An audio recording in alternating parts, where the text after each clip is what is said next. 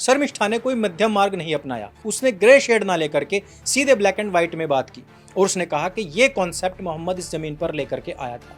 इतनी सी बात पर मुसलमानों की भावनाएं आहत हो गई। किसी ने एआई के माध्यम से अंबेडकर के द्वारा श्री रामचंद्र जी के कैरेक्टर के ऊपर इतनी सारी लात और घूसे बरसवाए, लेकिन किसी पुलिस ने उसके ऊपर कोई स्वतः संज्ञान नहीं लिया। नुपुर शर्मा को देख लीजिए, पहले टीवी पर वो अपना मंतव्य देती हुई नजर आती थी, लेकिन आज वो कहाँ है कहाँ नहीं है इसके विषय में कोई नहीं जानता। छोटे छोटे बच्चे भी उसके लिए सर तन से के नारे लगाते हुए सड़कों पर घूमते हैं। काजल हिंदुस्तानी जो अपनी बहन बेटियों को लव जिहाद से बचाने के लिए एक जगह पर स्पीच दे रही थी, उनको तो गुजरात के अंदर भारतीय जनता पार्टी की सरकार के दौरान ही जेल में कई रातें बितानी पड़ी थी। मित्रों, आज का वीडियो शर्मिष्ठा के ऊपर है। शर्मिष्ठा को एक महिला मुख्यमंत्री की पुलिस ने जेल में डाल दिया है। उसकी लड़ाई लड़ने के लिए कोई भी संगठित नहीं है, झूठ कुछ नहीं बोला था। प्रॉब्लम यह है कि हमें ना इतिहास बोध है ना ही शत्रु बोध है। इसी इतिहास बोध और शत्रु बोध के लिए मैंने बिल्कुल फ्री में किंडल बिल्कुल जीरो कॉस्ट पर आपको मेरी पुस्तक ढाई मोर्चे का चक्रव्यूह उपलब्ध करवा रहा है। जिनके पास किंडल नहीं है 199 में। और प्लीज जितने भी बंगाल वाले हैं, आप लोगों के कहने पर मैंने इंग्लिश वर्जन तो निकाल दिया, पर भाई उसको लेगा कौन? 55% छूट प्लस डिलीवरी फ्री। आज ही अभी ऑर्डर कीजिए, लिंक मैंने डिस्क्रिप्शन और पिन कमेंट में दे रखा है।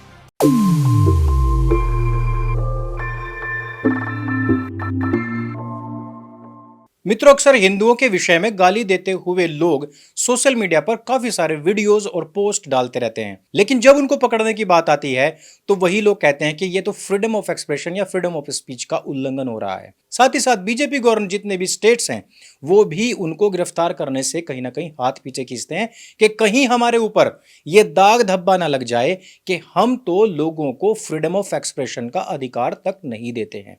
आपने कई बार देखा होगा कि कुछ लोगों की गिरफ्तारी उत्तर प्रदेश के अंदर तो हो जाती है, लेकिन बहुत सारे ऐसे स्टेट्स हैं जहां पर गिरफ्तारी तक नहीं होती।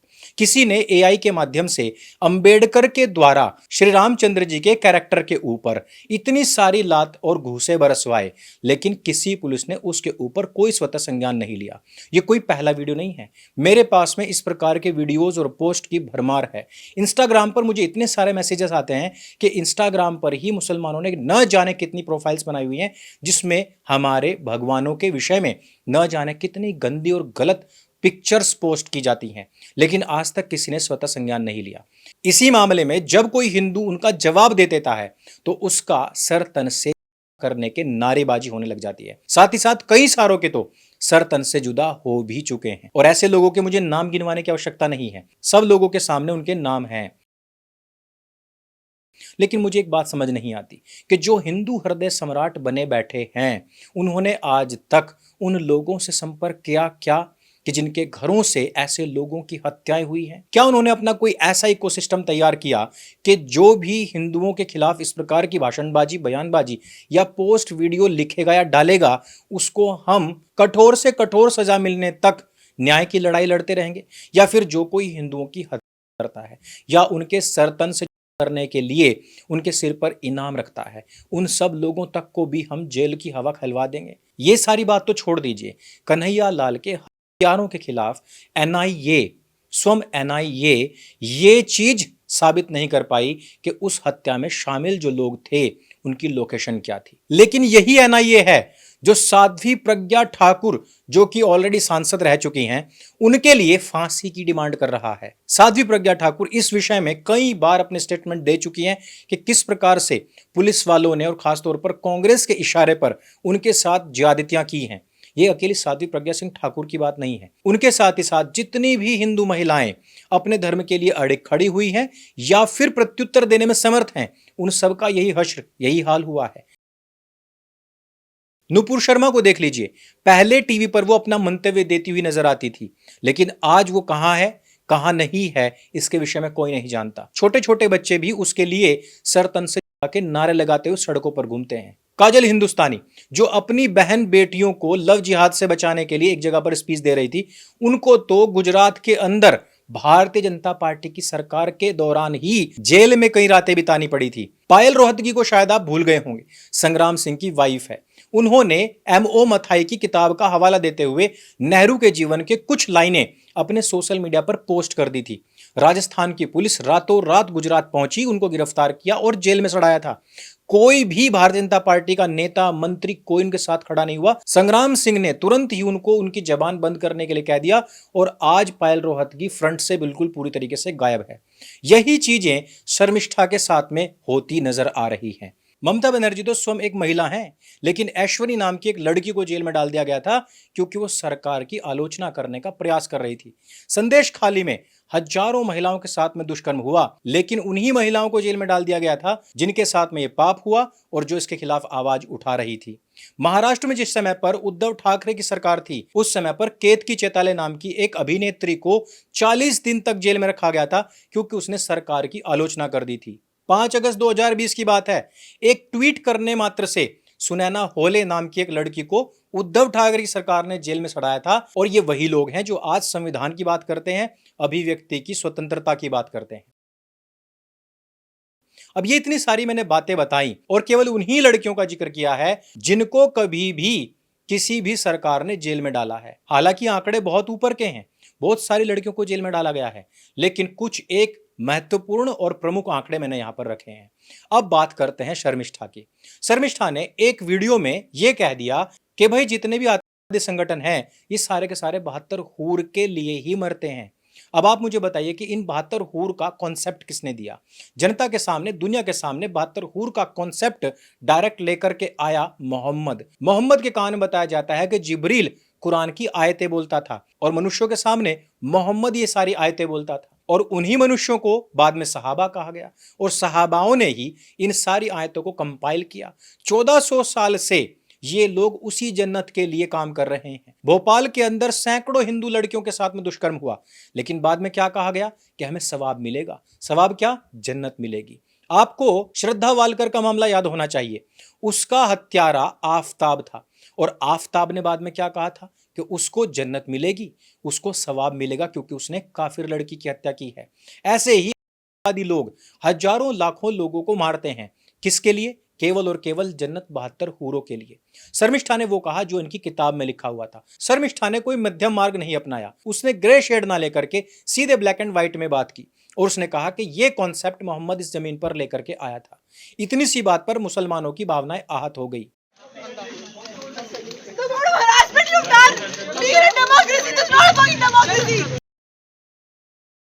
लेकिन क्या मुसलमानों की भावनाएं पहली बार आहत हुई हैं? नुपुर शर्मा के मामले में देख लीजिए, जो आज अभिव्यक्ति की स्वतंत्रता की बात कर रहे हैं।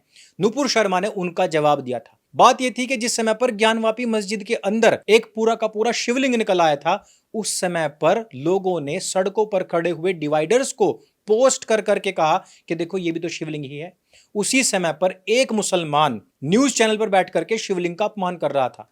उसी समय पर नुपुर शर्मा के मुंह से सीधे आयशा और मोहम्मद के संबंधों को लेकर एक बात निकल गई। दूसरा, उसने मिराज का जिक्र कर दिया। अब ये दोनों की दोनों चीजें मुसलमानों के बड़े बड़े उलेमाओं ने एक्सेप्ट करी हैं। ये हिंदुस्तान के मुसलमान जो आज पाकिस्तान के गुण गा रहे हैं, 18 से ज्यादा मुसलमानों के नाम आ चुके जो हिंदुस्तान की खुफिया जानकारियां पाकिस्तान को भेज रहे थे। हजारों मुसलमानों के ऐसे वीडियोज आ चुके जो पाकिस्तान के झंडे सड़कों से उखाड़ रहे थे और लाखों ऐसे मुसलमानों के वीडियोज और उनके कन्फेशंस हैं कि वो पाकिस्तान के मुसलमानों को सुनते हैं। ऐसे करोड़ों लोग हैं जो जाकिर नाइक को सुनते हैं। लेकिन ये सारे के सारे मौलाना इस बात को एक्सेप्ट करते हैं कि हाँ मिराज था। दूसरी बात कि मोहम्मद और आयशा की उम्र हूबहू वही थी जो नुपुर शर्मा ने अपने उस स्टेटमेंट में कही थी।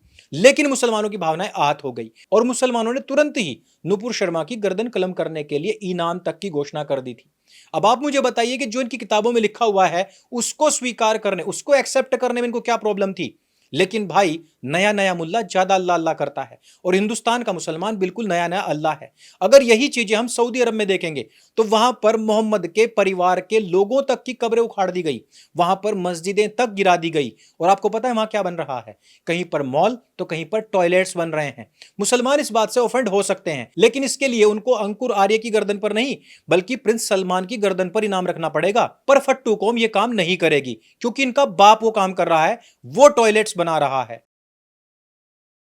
इस्लामिक कंट्रीज में कुरान की किताबें नालों से बाहर निकल रही हैं। वहां की महिलाएं मुसलमानों को, मौलानाओं को पीट रही हैं। वहां की मुस्लिम महिलाएं हिजाब जला रही हैं। लेकिन यहां के मुसलमान को उससे प्रॉब्लम नहीं है। यहां के नए नए मुसलमान को प्रॉब्लम सिर्फ नुपुर शर्मा से है। यहां के नए नए मुसलमान को प्रॉब्लम काजल हिंदुस्तानी से है, शर्मिष्ठा से है। जो चीजें इनकी किताबों में हैं उसको स्वीकार कर लिया तो भाई लोग तो इसको आतंकवादी गिरोह कहने लग जाएंगे ना। अब आप देखिए कि मोहम्मद और इस्लाम के नाम से 500 से ज्यादा आतंकवादी संगठन है। अभी तक करोड़ों लोगों की वो हत्याएं कर चुके हैं सिर्फ और सिर्फ 72 हूरों के लिए। हिंदुस्तान में तो एक मुसलमान ऐसा पकड़ा गया था जिसने अपने सारे बाल साफ करवा लिए थे, इवन अधो जटाएं भी साफ करवा ली थी।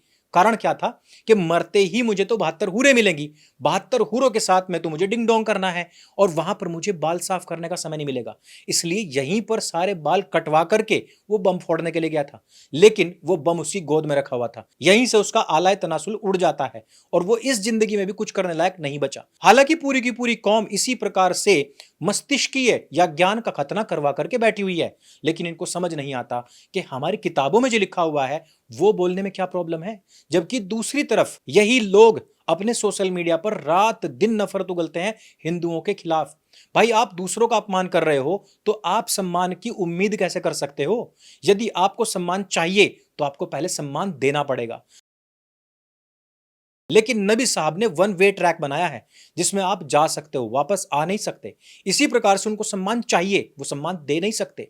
5 बार अजान होती है, अगर हिंदू उस अजान का अनुवाद करने लग जाएं तो उनके दिन के अंदर 25 बार भावनाएं आहत हो जाएं, और अगर भावनाएं आहत होने पर हिंदू भी उसी प्रकार का एक्शन लेने लग जाएं तो भाई हशर क्या होगा? पूरा हिंदुस्तान आपसी गृह युद्ध में भिड़ जाएगा। इस बात को हिंदू समझता है और वो अपनी आस्था में लगा हुआ है। उसको लगता है कि मुझे इस देश को और ज्यादा ऊपर लेकर के जाना है। उसको लगता है कि आजादी के 75 साल बीत गए, अब हमें 5वें नंबर पर जाना है, अब चौथे पर जाना है, थोड़े दिनों में तीसरे नंबर पर जाना है। लेकिन दूसरी तरफ का समाज ये सोचता है कि हमें अभी 1200 साल पीछे जाना है, अभी 1400 साल पीछे जाना है, अभी 5000 साल पीछे जाना है। अब आप इस विडंबना को समझिए कि दो विपरीत धुर अगर एक देश के अंदर रह रहे हैं तो क्या वो इस प्रकार से पैरेलली सरवाइव कर सकते हैं?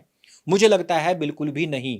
दूसरी चीज, हमारा कानून पूरी तरीके से बायस्ड है। और तीसरी चीज, मैंने बहुत पहले भी कहा था कि कोई भी हिंदूवादी हिंदू हृदय सम्राट जैसी सत्ता में बैठेगा वो वैसे ही प्रधानमंत्री की दौड़ में शामिल हो जाएगा।